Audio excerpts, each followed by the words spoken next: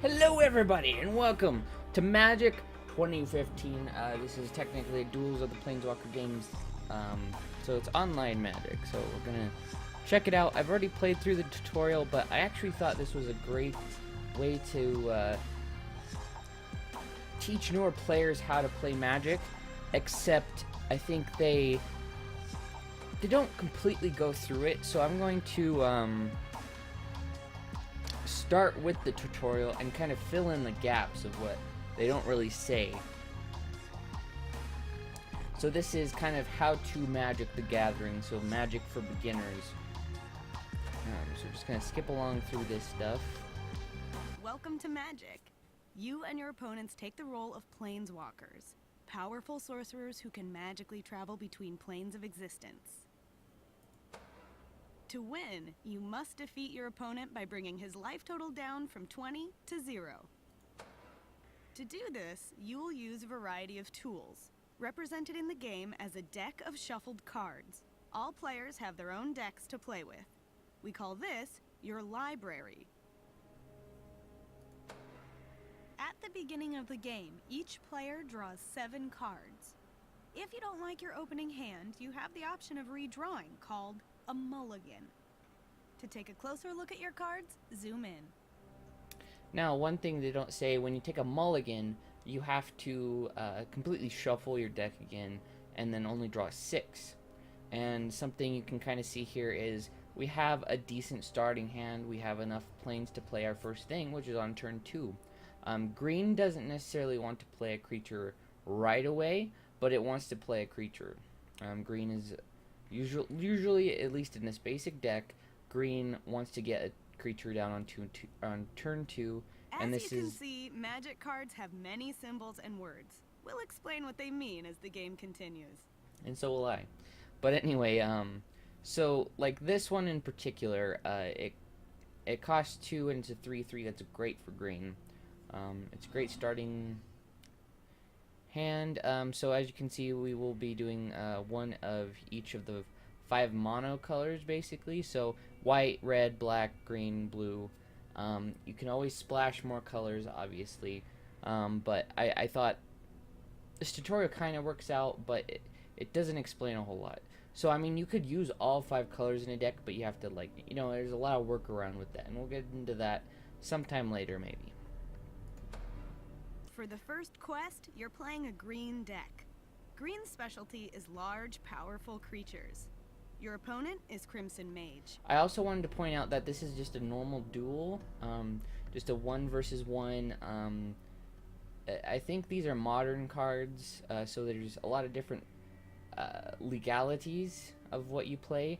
Casual play is usually just about anything, but in this instance, we only play a deck of 60. It can be anywhere from 60 plus, but it has to have at least 60 cards, and we start out with 20 life.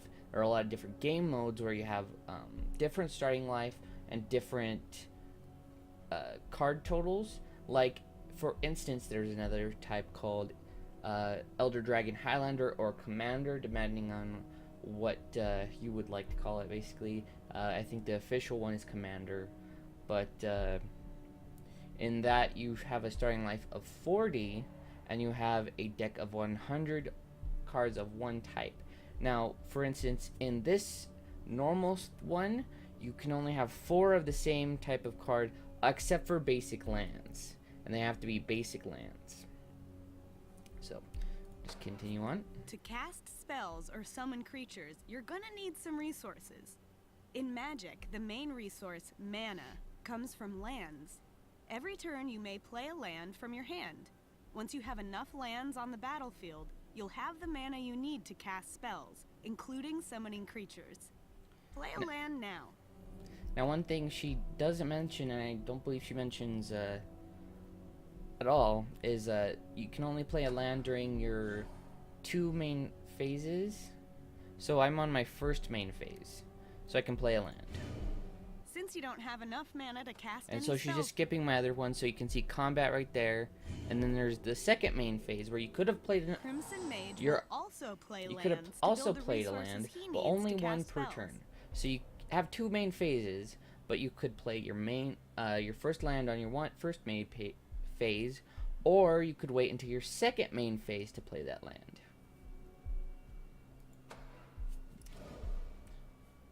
Now he will cast a spell. Crimson Mage has summoned a creature. Attacking with creatures, like Crazed Goblin, is the major way players defeat their opponents. On every creature card, the bottom corner displays its power and toughness. Power is the amount of damage a creature deals in combat. Toughness is the amount of damage needed to destroy this creature. Every spell has a mana cost. To summon Crazed Goblin, it costs Crimson Mage a single red mana. It's represented by this symbol. So another thing to note is it has a special He ability. had to use up or tap his land to pay to cast this spell. Tapped cards are turned sideways. Mana costs can be more complex than Crazed Goblins. Summoning this creature will cost 4 mana, and 2 of the mana must be green. And what it means by the 2 mana must be green is, of course, these two will look like trees, but they're actually forests. They represent forests. So 2 of that land must be forest, whereas 2 of the mana needed to cast it can be any color. It can be colorless, or it can be any of the main 5 colors.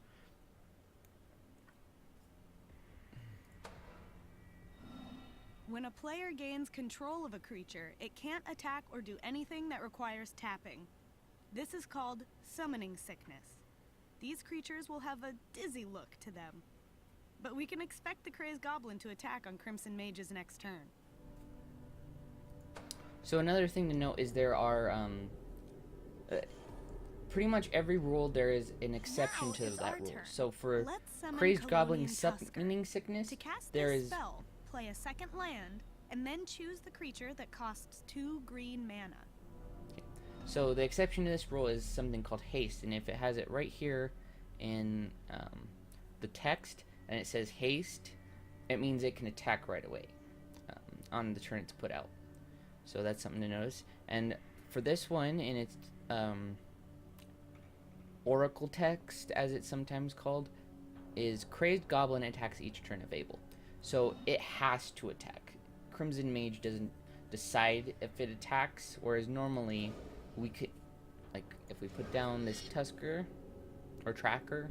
This should creature's say. power and toughness are 3/3. More than a match for that Crazed Goblin. Let's pass the turn. Okay, so we can't attack this turn, obviously, and we had to tap those 2 mana. And you're going to see that he gets his mana back this turn, and he does that before he draws a card. So it Now, ends my Crimson turn, Mage will play a land and then attack us with the Crazed Goblin. and then his The Crazed upkeep. Goblin has to attack because its rules say it must. Yeah, so you could see that its rules say it must. But there's an upkeep phase right before your main phase, where basically you just untap everything that you can untap. So if his goblin attacked, for instance, it would untap. His land that he used untaps. There's obviously exceptions to every rule where there are cards that say you can't untap. So we're just going to move on. Or some cards that can untap during the opponent's upkeep, which is cool. And he's going to attack. When a creature attacks, it taps and moves forward. Now you have a chance to respond with creatures you want to block with. You happen to have I happen to have a much stronger one, so basically, we have a chance to respond. If Crimson So Mage's attacking creatures aren't blocked, you will take damage. Your Colonian Tusker can keep you safe. Creatures with summoning sickness can block. Block the Crazed Goblin! now, one problem with blocking the Crazed Goblin normally here is that our tracker is a 3/3, and our Crimson Mage friend has 2 mana available. 2 mana could mean a card called, could it be an instant, which they talk about later, but in this case, this may be one of those times where we maybe don't want to block, because we could get this thing killed, and sure, he sacrifices that goblin, but he also gets our much bigger creature killed. But in this instance, that won't happen. So we're just going to pull this forward and say we're blocking it, and he's going to do the blocking for us. During the combat damage step, each creature deals damage equal to their power. This time, these creatures will deal damage to each other at the same time. Crazed Goblin will die, and the Colonian Tusker will survive.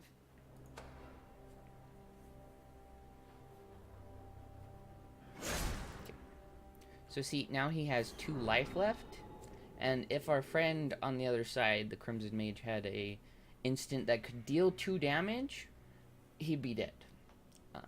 But that's just something that could have happened, and something we should have kept in mind before we At the blocked. end of every turn, each creature heals. Any damage dealt to them is removed. You don't have to keep track. We don't have to keep track after, since Play another land. they just heal.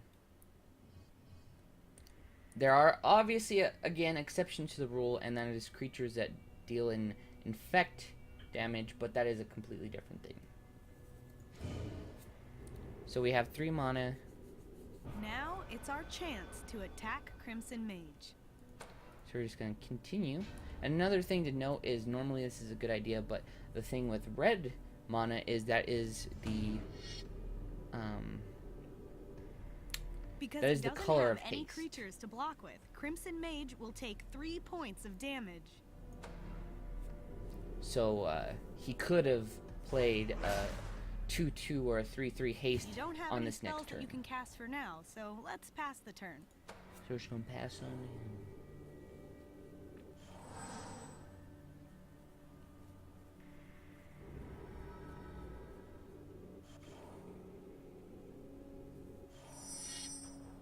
So we're gonna. You should play.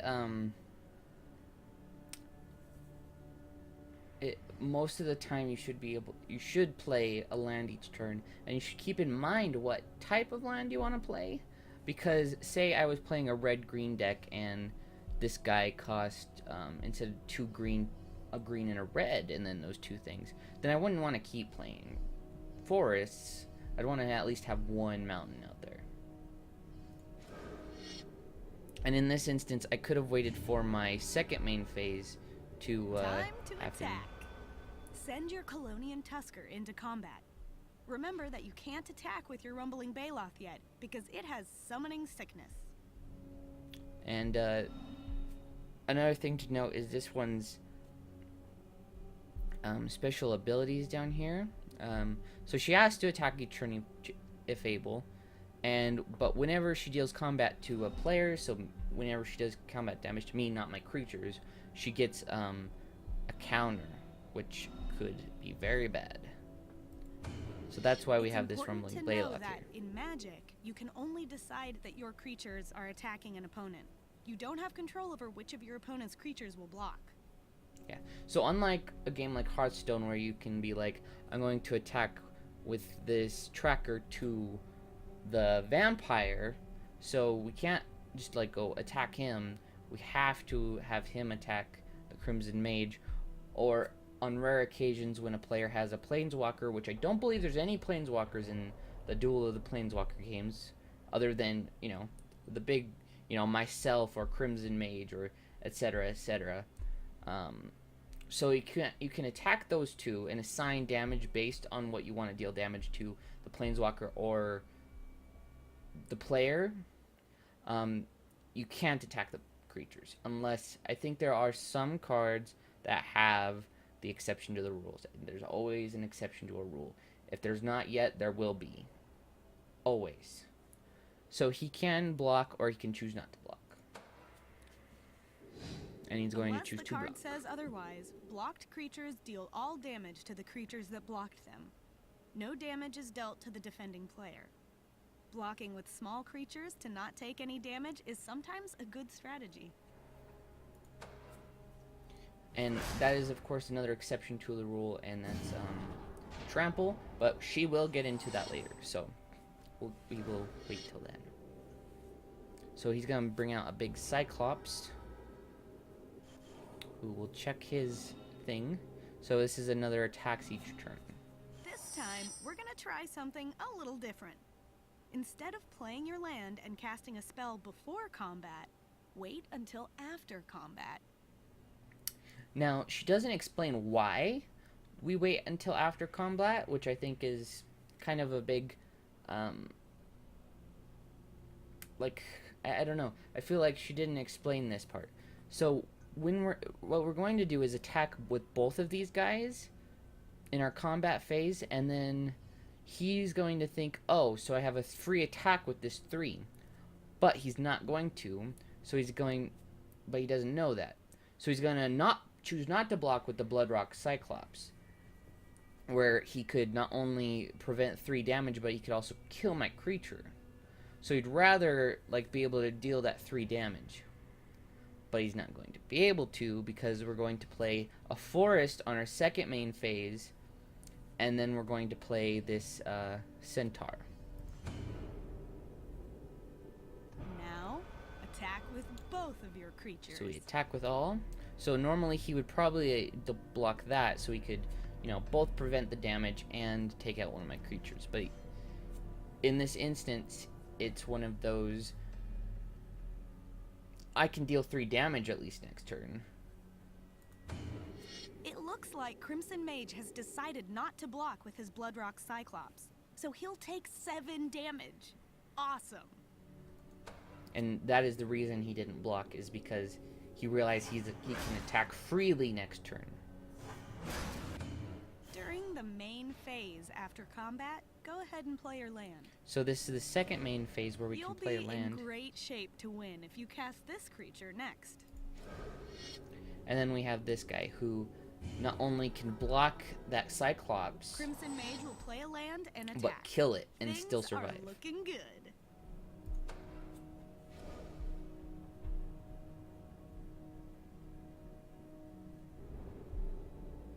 So now he'll think twice before attacking, but he'll still attack because he has to.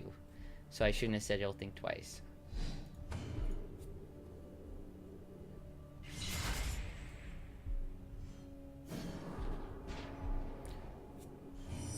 So now we obviously have All you need to do now lethal is attack here. with everything. So we just can, attack with everything, and we, click the attack all button, or we can, I think, oh, this doesn't have the, that's a little disappointing, but we can just, do that and click them all. So it works either way. But obviously lethal there with 10 damage.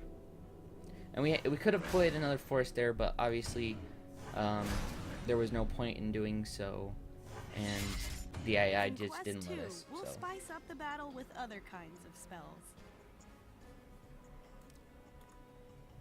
So hopefully I kind of explained some stuff that the AI didn't in that game, and I'm gonna keep doing this because I think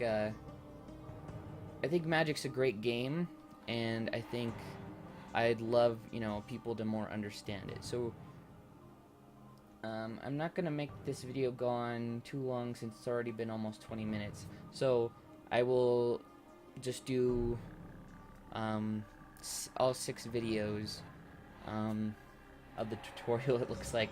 Okay, so I just want to thank you all for watching. If you want to see more of this kind of stuff, if you want to see more Magic 2015, please let me know.